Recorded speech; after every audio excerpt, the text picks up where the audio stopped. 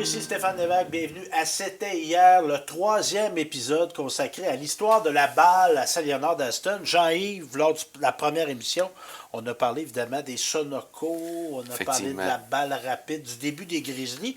On a été, les Grizzlies, c'est pas les années 50, mais on a été jusqu'à peu près aux années 50.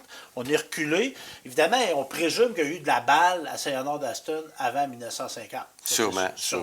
Mais là, les témoins d'époque manquent un peu. Fait que là, on part de toi, qui est acteur de cette balle-là, mais qui est aussi un historien, un observateur intéressant. Lors du deuxième épisode, on avait parlé du début de l'Express, cette structure de développement de jeunes, d'enfants, d'adolescents. Et là, on est tombé dans les championnats. On commence à organiser des tournois et on continue sur cette tangente-là. Je dirais aussi, on a parlé de l'international, que des gens d'ici qui ont été dans des championnats canadiens, mondiaux même. Ouais. Et là, on a une grande première en 2006. Je ne sais pas si tu avais ça en tête, parce que c'est quand même important qu'une petite municipalité comme Saint-Léonard d'Aston organise un championnat canadien, que ce soit de n'importe quel sport. C'est quand même quelque chose d'extraordinaire. Oui, si on regarde l'histoire de la balle rapide, là, dans les années 2000, vraiment, ça a pris... on a commencé à jouer dans les grandes ligues. Donc, on a voulu, à Saint-Léonard, demander un championnat canadien, puis c'était exceptionnel, étant donné, comme tu dis, là, on est un petit milieu, et habituellement, ces championnats-là se déroulent dans des grosses villes. Mais nous, on pensait qu'avec notre population, nos bénévoles qui sont très impliqués, on était capable d'organiser ici, dans notre patelin, un événement national. Donc, dans les années 2000. Là, mais ça reste que c'est une belle consécration pour toi et pour l'équipe de bénévoles. Là. Mais tu sais, tu pensais-tu en 93 avec Michel, là, on organise l'Express, on se fait donner des volets. Tu pensais-tu un jour être capable d'organiser un championnat canadien? On pensait pas, mais on était très déterminés à offrir des équipes compétitives. Et de par là, ça s'est déroulé. Puis là, on était rendu là. On était vraiment rendu là en 2006. Fait que là, on va avoir de la belle visite, une légende du baseball, dont j'ai un livre derrière moi. Jacques Doucet, La Voix des Expos, va être ici. Oui, Jacques Doucet, c'était le président d'honneur. Puis il a même commenté le concours de coups de circuit. Et il a commenté un match de l'Express ici. Donc, c'était vraiment, là, pour les spectateurs, pour les joueurs, c'était vraiment un événement exceptionnel d'avoir Jacques Doucet, le commentateur des Expos chez nous. Puis là, je vois dans tes notes, tu as fait jouer un gars de Saskatoon pour l'Express. Explique-moi ça. John Kosterowski. John Kosterowski, on avait joué contre lui dans des championnats les années précédentes. Puis il nous appelle, puis il dit « Moi, je suis à l'Université d'Ottawa, puis je voudrais jouer pour vous. » Fait qu'il ne pouvait pas jouer pour Saskatoon étant trop loin. Alors, les fins de semaine, ce qu'il faisait, il partait d'Ottawa, il prenait l'autobus jusqu'à Montréal. Nous, on allait le chercher à Montréal, puis il venait pratiquer à Saint-Léonard toute la fin de semaine et il demeurait chez Michel Leclerc. Donc, c'était un très bon joueur. C'était notre deuxième receveur. Puis il a fait un bon travail pour nous. C'est quand même une usité. Il y a déjà eu une usité, je pense que tu ne l'avais pas dit lors du précédent épisode. Tu as recruté dans la Ligue nationale de hockey à un moment donné pour un championnat canadien, toi.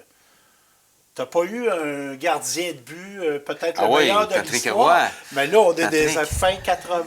Oui, en 88, c'est vrai, on avait oublié de dire ça, que Patrick Roy...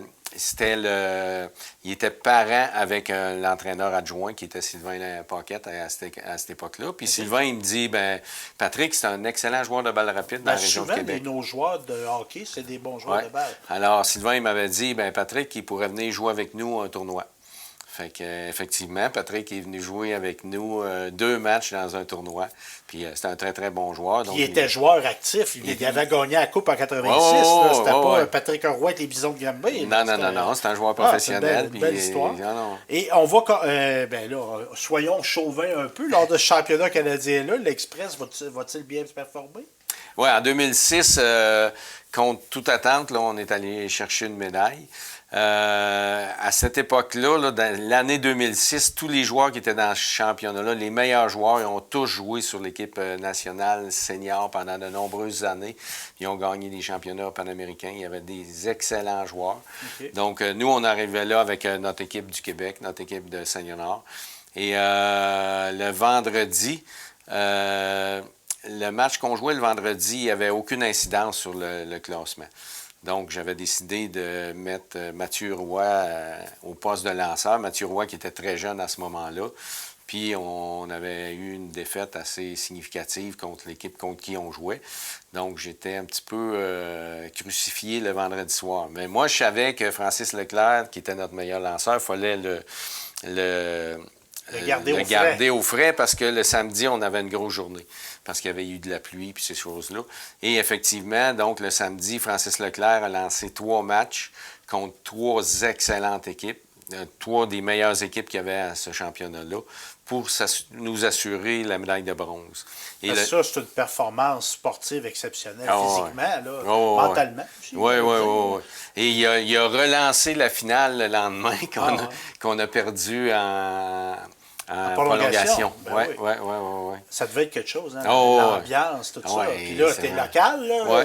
La majorité des gens, 99% sont là pour t'appuyer. Fait qu'il y a une belle pression. Puis à ce moment-là, on avait le frère de Francis qui était un animateur de foule. Il s'est déguisé en animateur de foule. Puis vraiment, il y avait de l'ambiance exceptionnelle. 2007, l'Express va aller aux États-Unis. Oui. Comment ça? On s'en va. On savait qu'il y avait un tournoi dans cet État-là américain parce qu'on avait joué contre une équipe qui venait de ce coin-là. Et à partir de 2003, on est allé à ce tournoi-là. Et en 2007, c'est un tournoi senior, là, c'était très, très, très fort. Et en 2007, on a perdu en finale. Donc, on était runners-up, comme ils appellent en anglais. Et quand tu joues contre des hommes, des fois, ça brasse. À ce moment-là, on avait le droit de bumper le receveur. Et le jeu du match, c'est un joueur adverse qui a rentré dans notre receveur. Et on avait perdu seulement par 1 point. Mais c'était vraiment un gros tournoi, des équipes à gros budget, des équipes seniors, alors que nous autres, on était encore juniors à ce moment-là. Oui, c'est ça. C'était pas des enfants que tu avais, là, mais c'était des jeunes hommes ou des ados encore un peu. Une belle expérience, parce qu'on dit un petit gars de Saint-Nord ou de Saint-Eulalie, Saint-Wenceslas qui peut aller jouer aux États-Unis quand même. C'est une expérience qu'on n'oublie pas. 2008, une équipe étoile de la Ligue mineure participe au championnat de l'Est du Canada à Fredericton. Oui. À partir de ce moment-là, comme on disait que notre programme, il était dans le but, c'était de former des jeunes. Puis il y a d'autres équipes qui nous ont suivis, qui sont allées dans les championnats de l'Est avec des jeunes joueurs. 2009, on reçoit les Cobras de Comte ou de Comtesse? De Comte. Comte, ça c'est en France. Qu'est-ce qu'ils viennent faire ici? Les autres, ils viennent jouer des matchs en concours. Puis, ils viennent aussi participer à un camp. On avait fait un camp d'une fin de semaine. J'avais fait venir des meilleurs entraîneurs de la région, Claude Bernier, Claudette Bergeron, Isabelle Boisvert. Donc, on les avait donné un camp toute la fin de semaine. Puis, ça avait été vraiment intéressant aussi. Et là, évidemment, on prend goût à organiser des championnats. Oui. Là, c'est pas un championnat canadien. Championnat de l'Est du Canada, dans le fond, c'est le Québec et les provinces maritimes. C'est en plein ça. L'Est du Canada, c'est pas l'Ontario. Non. Ça, c'est... Oui, l'Ontario, Québec. OK, oui. Ça change la donne. Oui, un petit peu. Ils viennent pas participer, ils viennent pour gagner. Ouais. Il y a 3 équipes de l'Express, je suis un peu étonné. Ouais. Il y a 2 catégories. Oui, il y a 2 catégories. Donc, en cadet, on avait fait une équipe, puis en Benjamin, on avait 2 équipes. Puis dans des cas comme ça, là, je m'adresse aux pédagogues que tu es. Là. Est-ce qu'on fait une petite équipe, une grosse équipe, ou on essaie de partager le talent? Ça dépend de la vision. Cette fois-là, on avait fait une grosse équipe et une petite équipe qui était la relève de l'autre équipe. Leur donner une expérience avec du monde des estrades, un peu de la pression, un peu. Puis étant donné que c'était chez nous, donc les dépenses étaient minimes. Ben oui, tu n'as pas de souper de spaghetti organisé. Non. Fait que là, Jean Charest, qu'est-ce qui s'est passé, M. Charest? Là, il y a eu une saga parce que 2 semaines avant le championnat, il y a une équipe de la responsable du Québec là, pour le tournoi m'appelle, puis elle dit là, il y aurait une équipe de la Nouvelle-Écosse qui veut venir. Mais là, 2 semaines avant le championnat, l'horaire est fait, tout est organisé. Ça fait que, puis là, je vais voir des règlements, puis ça dit que c'est 1 mois avant le championnat que tu dois s'inscrire, sinon c'est just too bad. Ça fait que moi, je dis à la responsable, c'est de valeur, mais on ne pourra pas, je serai obligé de tout changer, on ne pourra pas. Fait que là, je suis à l'école, je travaille, ma fille m'appelle, puis elle dit, là, il y a un monsieur du bureau de Jean Charest qui t'a appelé. Parce que le premier ministre de la Nouvelle-Écosse a appelé à son bureau. Il a dit... là. Là, il a dit ça n'a pas d'allure, on empêche les jeunes de jouer. Puis, OK. Fait que là, j'ai dit, j'ai rappelé cette personne-là, puis j'ai dit à ce moment-là, oui, mais nous, là, si on les accepte, il y a beaucoup de dépenses qui sont à l'entour de ça. On doit refaire les cédules, on doit refaire toutes les affiches, on doit s'organiser la cédule des bénévoles. Donc, il m'avait offert un montant d'argent à ce moment-là pour compenser. Compenser les Et, dépenses. on s'était entendu. Bon. Et par la suite, j'avais reçu une lettre du premier ministre de la Nouvelle-Écosse qui nous Que tu as remerciait. conservé, je suis oui. certain. Ben oui. 2011, championnat de l'Est du Canada cadet à Terre-Neuve. Une autre belle expérience. Ben oui, on s'en va à Terre-Neuve pour la première fois. Et à Terre-Neuve, on a gagné une médaille de bronze. C'était la cuvée de Marc-André Villeneuve, François-Charles René. Puis, Marc-André qui est devenu un entraîneur émérite. Là. Moi, Ouais. je le vois progresser. Il est, il est rendu dans les équipes canadiennes, mais c'était un lanceur, tout un lanceur. Oui, c'était tout le temps. Puis, une autre anecdote, François-Charles était receveur, puis il n'était pas d'accord avec les appels de René. Ça, c'est le fils à Yves, le petit-fils à Yvonique. Oui. Il est dans la lignée. Oui. Puis, il n'était pas d'accord avec les calls de l'arbitre, donc il avait donné un coup de poing sur le marbre. Puis nous autres, on ne le savait pas, mais il y avait une légère fracture à la main. Il a joué tout le tournoi avec ça. Ah ouais. Un gars choqué. Un gars choqué. C'est-tu lui qui fait du deadlifting à ce temps? Non, c'est son frère. Ah, c'est son frère. OK, ouais, bon. Ouais. Donc, puis là, l'arbitre... oui, l'arbitre. Nous autres, on avait entre autres la mère à Marc-André Villeneuve qui mettait de la vie. Madeleine? Oui, Madeleine. Ouais. Et on avait beaucoup de spectateurs, puis on joue pour la médaille, puis l'arbitre, il vient me voir, puis il me dit, là, il faut falloir que tu fasses taire tes spectateurs. C'est ça, on s'occupe pas des spectateurs. J'ai dit, toi, c'est gérer le match. Puis finalement, on avait été obligé de dire à nos spectateurs d'y aller mollo parce qu'ils ne voulaient pas continuer le match. Ah ouais? Oui, c'est spécial. C'est la première fois de ma vie que je voyais ça. C'est sûr qu'il y a des spectateurs qui vont haranguer des jeunes de l'autre équipe. Oui, mais nous, c'était pas ça. Mais t'encourages ton équipe. C'est ça. Bon. Darren Zach de 2012. Darren Zach, c'est qui ça? Darren Zach, là, c'est une légende à la balle rapide. C'est le meilleur lanceur qui a existé dans le monde. C'est un autochtone. OK. Il a joué, entre autres, pour les Gators de Toronto. Puis il a joué dans nombre de championnats et pour l'équipe nationale aussi. Puis il est venu ici donner une clinique de lanceurs. Puis c'était vraiment impressionnant parce que quand il est arrivé, avec la première chose qu'il a faite avec les jeunes, il a dit « Je vais vous montrer mes bagues ». Puis là, il avait tout installé ça comme ça. Il avait une panoplie. Puis c'était assez impressionnant de voir ça. Mais il était bien friendly avec les jeunes. Il était très accessible ouais. puis tout ça. Puis c'est une belle histoire. Parce qu'on voit la balle rapide dans des milieux. Tu sais, tu parlais de régions. Dans les communautés autochtones, il y a des places aussi où ça joue très fort. Ah oui, beaucoup. C'est qui donc que je vois? Donc l'arbitre, un arbitre d'élite. Il y a une barbichette. Oui, Mike Néron. Oui, il fait des cliniques. Il va dans les milieux autochtones. Oui. Ils ont des grosses bourses. Ils ont des gros tournois avec des gros montants d'argent. Ouais. Puis ça devient un événement dans une communauté parfois qui est isolée, qui ne se passe pas grand-chose. C'est un happening, comme on dirait. Là, 2013, on ne s'est pas dompté. On refait un championnat canadien. C'est une blague.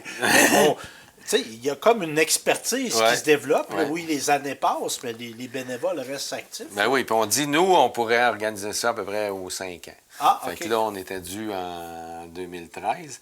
Et cette année-là, c'était vraiment exceptionnel. C'est l'année de Marc-André Villeneuve. Ben oui, je me rappelle, j'étais là. Autant que Francis Leclerc avait été dominant avec l'Express, Marc-André Villeneuve, c'est lui qui nous a fait gagner la médaille d'or. Et ça, dans le feeling, quand ça a gagné, j'en parle, j'ai donné des frissons.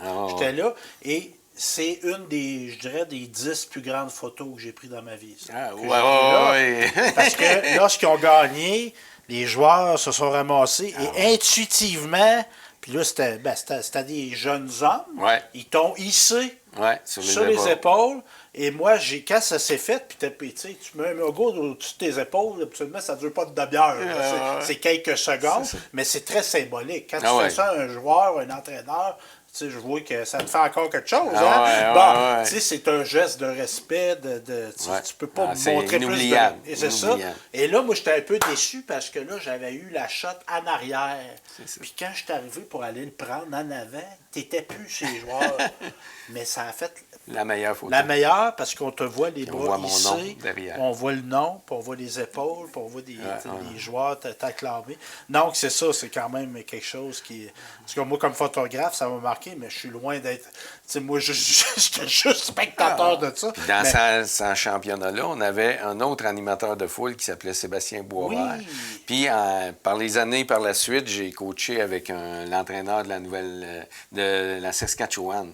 Puis il me disait, vous autres chez vous, là, quand il y a des tournois, là, vous avez un crazy man. Ah, c'est lui, ça. Parce qu'il y avait un chaudron proche de son Ben autocar. oui. Puis là, je lance la gang de monteurs, là, on va fouiller, il faudra trouver cette photo-là Ouais. pour l'intégrer Ben dans, oui. dans le montage.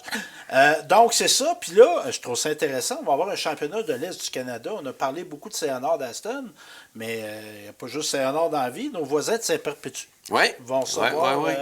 Il avait organisé, c'était très bien organisé avec Éric Fournier en tête. Et ça avait fait un succès aussi à Saint-Perpétue autant qu'à Saint-Honor. Ouais, c'était une première. 2014, championnat canadien d'Alberta. Faut vouloir. Oui, là, c'est des dépenses En auto? beaucoup. Non, en avion. Oh, tabarouette, OK. En avion. Puis là, c'était notre première année junior, donc on a eu une performance plus difficile un petit peu. Mais ça faisait partie de la formation là, des joueurs à ce moment-là. Et toi, tu vas aller très loin Oui. pour aller entraîner. Ben là, c'était-tu ton plus loin, ça, aller au Yukon à ce moment-là? Oui. À Whitehorse. OK. Donc, à ce moment-là... C'est un championnat mondial. Oui, parce Junior. que les entraîneurs de l'équipe nationale étaient venus superviser ici à notre championnat à Saint-Honor. Puis ils avaient vu qu'on avait une bonne équipe qui était bien rodée. Puis ils m'avaient offert d'être guest coach. Guest coach, ça veut dire que tu y vas, tu es avec les entraîneurs, mais tu restes pas avec l'équipe, tu es en dehors, mais tu participes à l'équipe puis tu peux donner des... Un gros stage d'observation. Oui, c'est ça.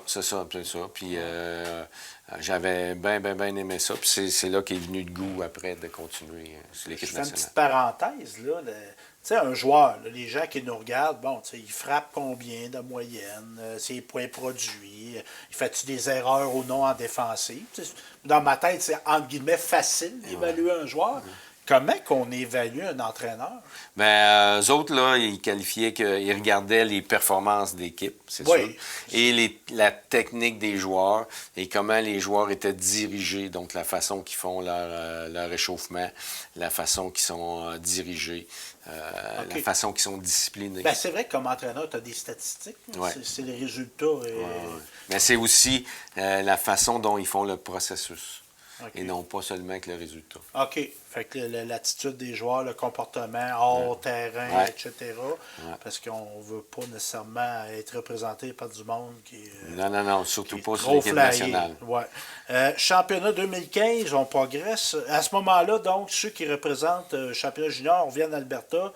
Et on l'a nommé tantôt, François-Charles René. Notre batterie, c'est François-Charles puis Marc-André Villeneuve. Ouais. Une batterie, c'est le lanceur et le receveur. Ouais. Samuel Desmarais aussi. Oui. Et en 2015, bien, ce qui est spécial, j'avais été dans un camp pour l'équipe nationale, puis je jouais un grand joueur. Je me rappelle de lui. Et là, moi, je le trouvais qu'il était bon. Puis les autres entraîneurs de l'équipe nationale, ils trouvaient moyen. Puis moi, j'avais demandé, toi, tu es un Ontarien, tu vas sûrement faire des championnats canadiens. Non. Il n'y a personne qui t'a demandé de faire un championnat canadien. Non.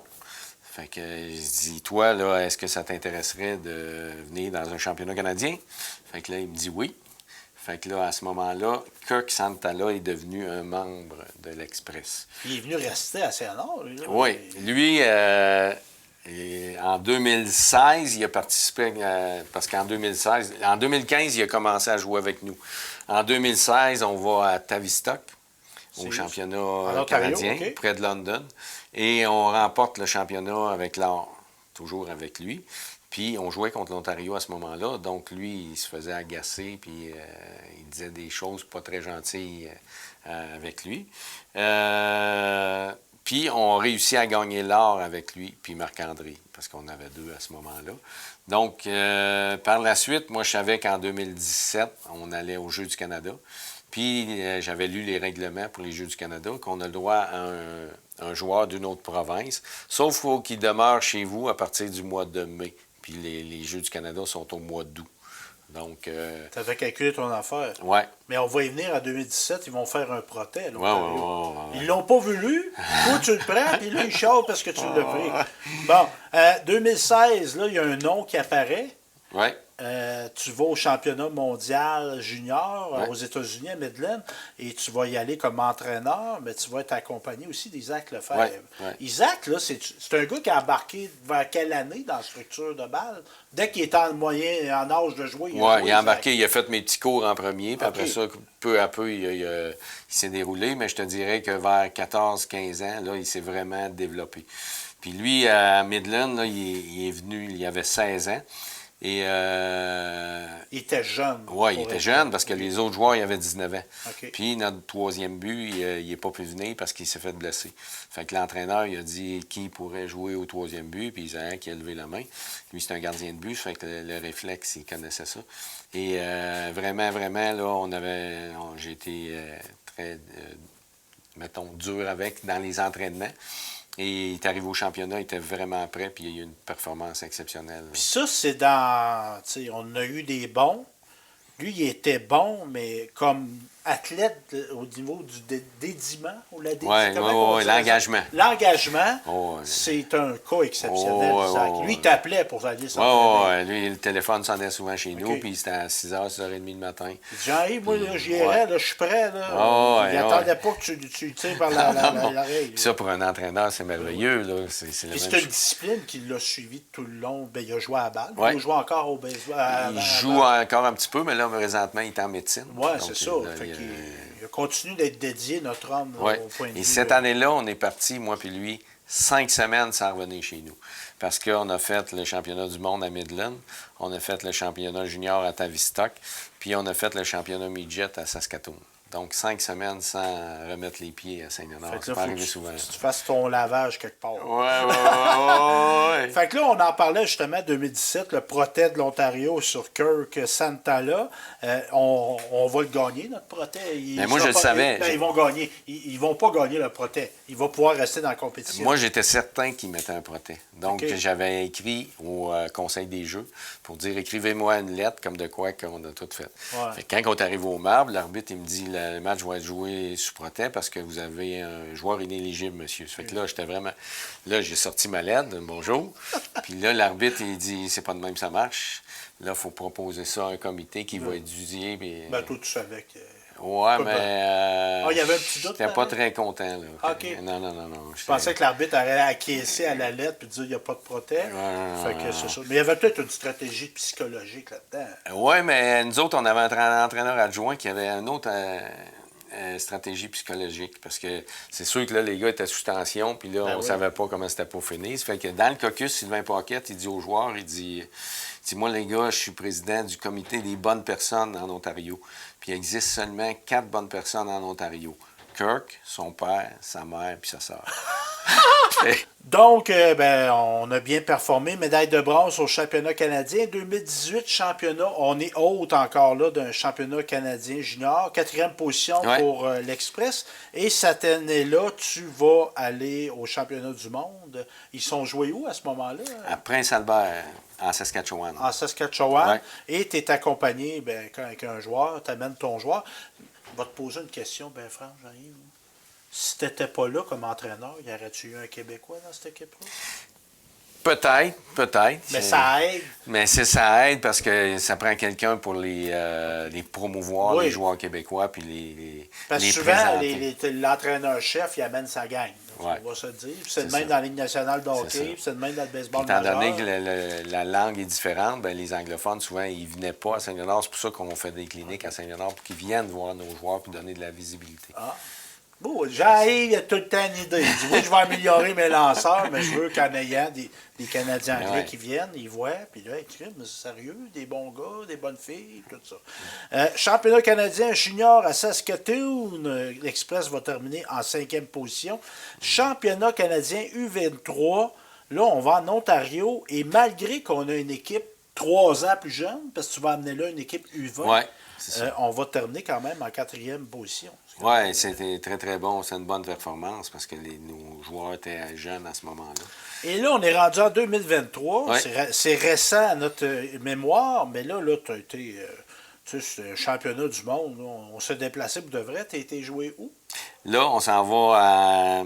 On a participé aux qualifications en premier en Colombie. Oui. Donc, l'équipe a remporté la médaille de bronze pour se qualifier pour les championnats du monde où est-ce qu'ils vont se dérouler au Mexique. Il n'y a pas eu lieu encore. Non. Puis là, tu as un gars de CNR. Oui, Michael qui a été ajouté sur l'équipe. Donc, tu parlais tantôt que souvent, il faut vendre nos joueurs, mais moi, j'étais sûr que Mika, c'est un petit peu la même attitude que Isaac. Donc, il savait que les entraîneurs savaient aussi qu'il pratiquerait beaucoup. Donc, on est en entraînement sérieux présentement. Qu'il y a eu une poussée de croissance, parce que là, Mika, il était bien... Il Ouais. voulait beaucoup. Jeune, on le voyait. Il Ouais. aimait ça, il aimait ça. Il était tout petit, tout petit. Oui, Lui, oui, il a oui. poussé. Ah ouais, puis vraiment sous pression. Puis c'est un joueur qui est athlétique, qui est bon défensivement aussi. Donc, au niveau, on va conclure avec ça, des joueurs, on va résumer un peu l'histoire des joueurs qui ont été sur l'équipe nationale. On a Mathieu Lessard, Oui, excusez-moi, Marc-André Villeneuve, Samuel Desmarais, oui, François-Charles René, Isaac Lefebvre, Xavier Dano. Ouais. Ça, c'est bon. Ça. de Saint-Célestin, oui. Oui. Son père vient de Saint-Honor. C'est comme chez Saint-Honor. Michael, qu'on a Au nommé. niveau féminin, tu as Oui, Claudette Bergeron. là, je voulais te nommer, mais là, je voulais Ok. conclure avec Claudette Bergeron parce qu'il ne faut pas oublier les femmes dans Ouais. cette histoire de Ouais, la balle. ouais, ouais, ouais. On a eu des bonnes à Saint-Honor d'Aston, Sylvie Joyal, Isabelle Boisvert, Claudette qui est venue à l'école à Saint-Honor. Là, Ouais. là on ne s'adonnera pas, celle-là, c'est une fille de Saint-Célestin. C'est sûr et certain. Donc, puis la ligue de balle qui a plus d'existence à Saint-Honor. Oui, Ça demeure une ligue de femmes. Oui, Les femmes qui jouent oui, là, oui. C'était la ligue du mardi, mais là, ils sont rendus le lundi. Lundi, c'est ça. Donc, ça existe, ça. Puis moi, j'ai trouvé ça intéressant de voir cette année qu'il y avait des commanditaires qui s'étaient impliqués pour leur donner des uniformes. Ben oui. Fait que là, les filles jouent avec des chandails. Je pense qu'il y a le Pilouface, je ne me rappelle pas c'est quoi l'autre compagnie. Donc, c'est ça, ça montre de Ben oui, l'importance. ben oui. Fait que qu'est-ce qu'on peut retenir de cette histoire de la balle-là, Jean-Yves? Mais je pense qu'on n'a pas nécessairement juste formé des joueurs de balle, mais on a formé des individus. Ouais. Il y a des personnes qui sont entrepreneurs aujourd'hui, puis qui... pas nécessairement juste à cause de la balle, mais je pense que ça leur a servi, puis la discipline, puis le fait de travailler fort, ce qu'ils ont acquis pour ça, ben, c'est des Travail expériences. d'équipe, Ouais. de représenter. Ben Tu sais, oui, d'être ben oui. appelé, La fierté de représenter son moi, je représente pays, sa le Québec, province, je son représente pays. le Canada, je représente ma région. Faut que je me comporte en conséquent.